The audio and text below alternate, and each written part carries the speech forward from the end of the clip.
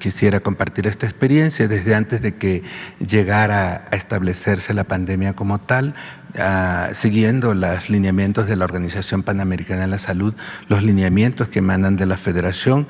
Nos dimos a la tarea de formar el Comité de Seguridad en Salud, presidida justamente por nuestro gobernador, quien ha tomado la batuta hasta el día de hoy de la pandemia. Y por supuesto, con todo el sector salud y todas más de 84 instituciones que en conjunto sesionamos, al igual que lo se hace aquí, todos los días en nuestro estado. Y bajamos todas estas tomas de decisiones a través de los consejos regionales de salud, 10 en el estado, porque es un estado muy amplio y entonces tenemos que estar enlazados y sesionando permanentemente para mantenernos todos los chiapanecos en una comunicación justamente aleatoria que nos ayude a poder retroalimentarnos y a tomar decisiones, y creo que mucho de eso tiene que ver el éxito de nuestro control de la pandemia. En la que sigue, yo puedo darme cuenta o darles cuenta que para poder tener el control de esta pandemia nos apegamos a lo que hemos luchado todos los sanitaristas por llevar a cabo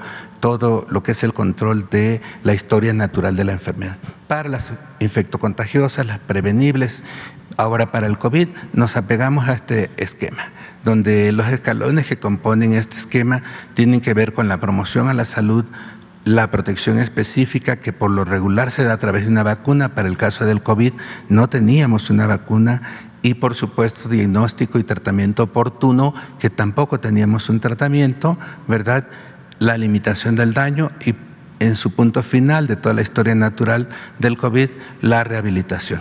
Para poder llevar a cabo y enfrascar en ese método epidemiológico y de control de la historia natural de la enfermedad del coronavirus, nosotros diseñamos 7 estrategias que se han diseñado desde que se hizo el programa de enfrentar esta pandemia hasta el día de hoy, evaluándose constantemente. Tiene que ver con la sana distancia, quédate en casa.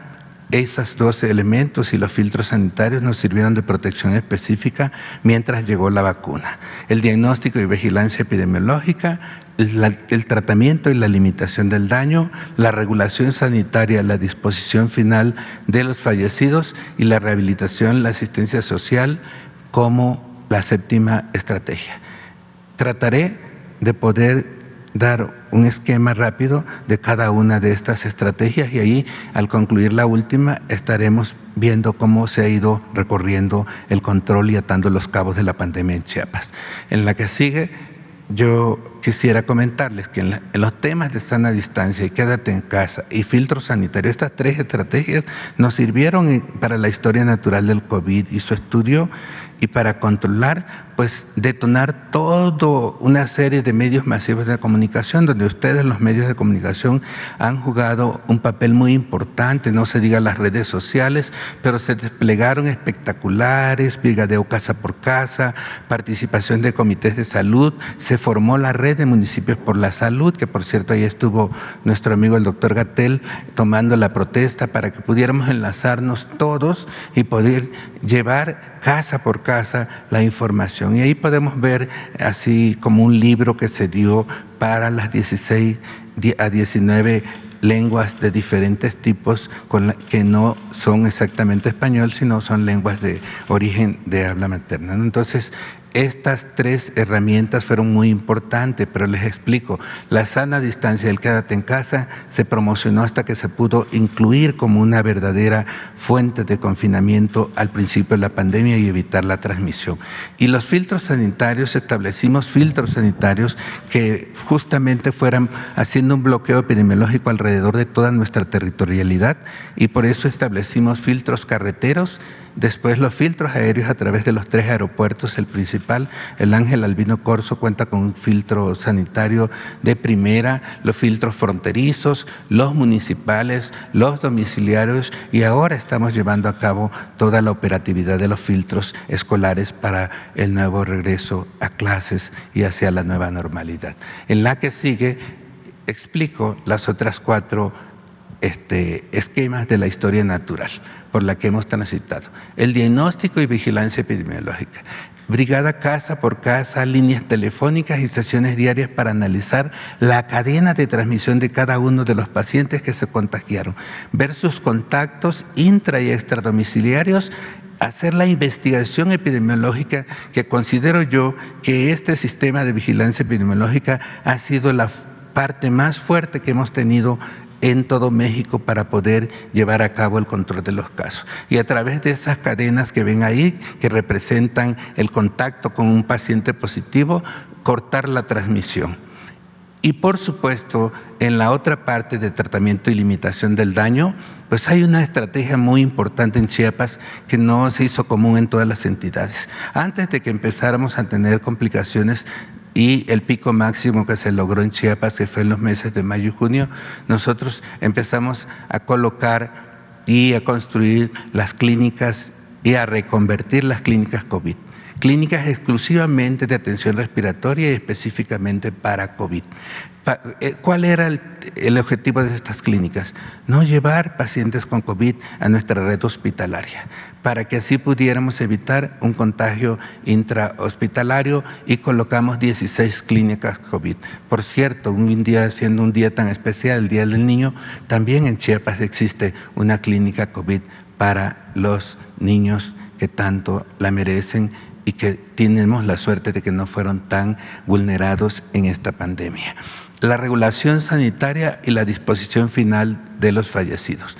Nosotros en todo momento en los establecimientos aplicamos la regulación de las medidas sanitarias, incluso sancionando a quien no pudiera estar cumpliendo con estas medidas de la sana distancia, de la protección, de la atención y lo que marca el semáforo epidemiológico. Y por supuesto, el destino final de los fallecidos siempre fue acompañado por el personal de salud y de todas las instituciones para poderle dar un destino adecuado con toda la capacitación.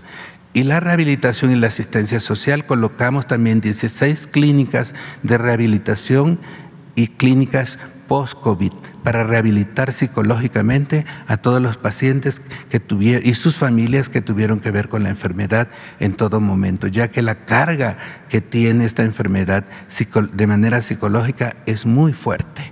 Entonces se abrió también una regionalización de clínicas para la atención de familias y enfermos de COVID después de haberse recuperado tanto ambulatoria como hospitalariamente. En la que sigue, yo quisiera compartir con ustedes la experiencia y el manejo de la vacunación que ha pasado en Chiapas. En verdad que ha sido lo que nosotros hemos llamado en Chiapas la fiesta de la vacunación. ¿Por qué la hemos llamado así? Porque realmente refleja en los rostros de todos los chiapanecos cuando llega una vacuna, aplauden cuando baja el avión con todas esas dosis, con esa esperanza de vida que durante un año estuvimos todos prestos a que llegara la protección específica para este padecimiento. Y por eso nosotros tenemos ya los 125 municipios en una estrategia que, como se puede ver ahí en ese mapa que representa el estado, la parte verde, fuimos haciendo incluso una estrategia de vacunación que nos permitiera ir haciendo un cerco epidemiológico con este biológico, y luego nos metimos a las ciudades que están de morado, ahí las mayormente pobladas, donde se dieron la mayor parte de los casos, de las defunciones, y en café todos los municipios, los 125 municipios. Hemos cerrado al día de hoy la vacunación del adulto mayor. Y el otro sector muy importante, nosotros los servidores de salud, tanto la primera línea, la segunda y ya todos, entre todos ya llevamos un 96% de cobertura, y esta semana que entra habremos de completar ya la vacunación en todo el sector salud. Y no se diga el sector educativo. También en Chiapas, donde tenemos casi 120,000 integrantes del sector educativo, logramos ya tener por arriba del 92% de esta cobertura. Y hay un par de grupos especiales, les diría yo, ¿verdad?, específicamente que se trata en Chiapas, y son la zona indígena, nuestros hermanos de lengua que hablan lengua materna, con quienes tuvimos que comunicarnos y buscar estrategias muy específicas para explicarles en qué consistía la prevención, la enfermedad, el tratamiento y por supuesto ahora la aceptación de la vacuna, la cual ha sido impresionante la respuesta que hemos tenido en ellos. Pero de manera muy especial hemos focalizado estos grupos de población para poder avanzar de una manera unánime y lograr la inmunidad que todos queremos que pase en nuestro país y por supuesto en nuestro querido Chiapas. Y por supuesto otro grupo sería la franja fronteriza. Todos sabemos que en Chiapas se asienta casi toda la frontera sur. Entran más de 29 nacionalidades por ahí y se establecieron justamente filtros sanitarios, tanto en los puntos formales de entrada de migrante como en los 84 puntos informales y en los albergues donde los recibimos y les damos el trato digno a todos los que llegan y por supuesto todos se establecieron con filtros sanitarios. Si llegaba algún caso de algún migrante que fuera sospechoso, los albergues tuvieron también sus lugares para aislamiento y por supuesto los centros de salud que se encuentran colocados, más de 45 en los 9 municipios que ocupa la zona fronteriza. Ahí también teníamos consultorios de triage y de filtros para pacientes que tuvieran alguna sintomatología con COVID y eso tanto en los dos grupos específicos nos permitió tener muy baja incidencia de casos de mortalidad. Y por último, quisiera yo ya ir concluyendo, ¿verdad? Yo les presento ahí en rojo una tabla del comportamiento, desde que se dio el primer caso, aquel 25 de febrero del año pasado, hasta el día de ayer. Cómo ha ido el comportamiento de nuestra pandemia. El pico que se dio en mayo y junio fue el más alto, el que nos dio muy fuerte, pero luego fuimos bajando y después de las festividades decembrinas, como todo el país, también tuvimos un pico, pero ya traíamos experiencia en el control de casa a casa, de ir buscando los pacientes, como el doctor Ruy López lo decía hace unos días, si lo detectas entre el 1 y el tercer día, tú logras que tu paciente mejore, tú logras que tu paciente avance y la probabilidad de morir es menos. Sin embargo, cuando tú detectas al paciente por arriba del 6º día que inició la enfermedad, entonces tienes mayores posibilidades de internarlo y que se te pueda morir. Para evitar ese riesgo, se han desplegado más de 3.800 brigadistas por todo el estado y que caminan día con día en todas las ciudades densamente pobladas que se asientan en el territorio chiapaneco.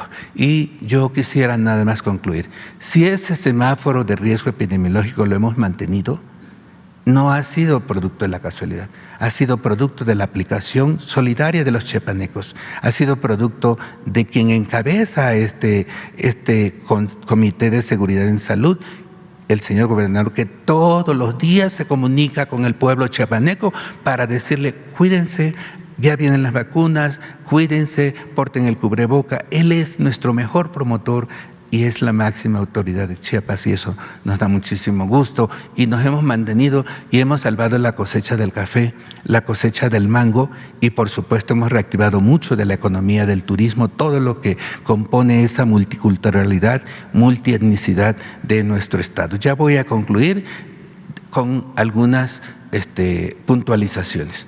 El abordaje de la pandemia debe ser con acciones integrales, donde el primer nivel de atención sea siempre el más fortalecido para poder detectar a tiempo nuestro paciente y salvarlo, donde tenemos que aplicar las vacunas, donde tenemos que hacer toda la acción y contener el 85% de la fuerza de esta enfermedad.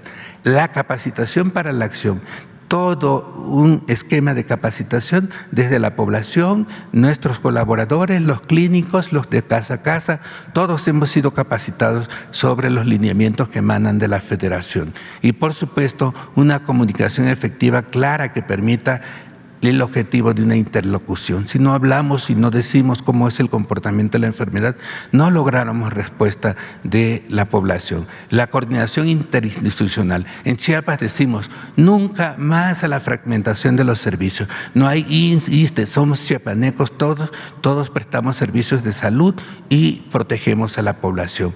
Y el capital humano, y desde aquí mando un fuerte abrazo a todo el Consejo que justamente en este momento debe estar sesionando, porque el capital humano a través de este Consejo con el que contamos para enfrentar la pandemia ha sido sin duda lo mejor. Así tengas todos los recursos materiales financieros, si el capital humano no aportara la calidad y la calidez que con lo que le han hecho los chiapanecos, seguramente no estuviéramos en los datos que les vengo a presentar este día. Y por supuesto, lo que todos los sanitaristas de este país y de cualquier país hemos deseado siempre, la voluntad política, porque sin ella no podríamos transcurrir, no nomás para esta pandemia, para cualquier proyecto de salud. Y nosotros la tenemos, la gozamos en este país con la presencia de nuestro presidente de la República.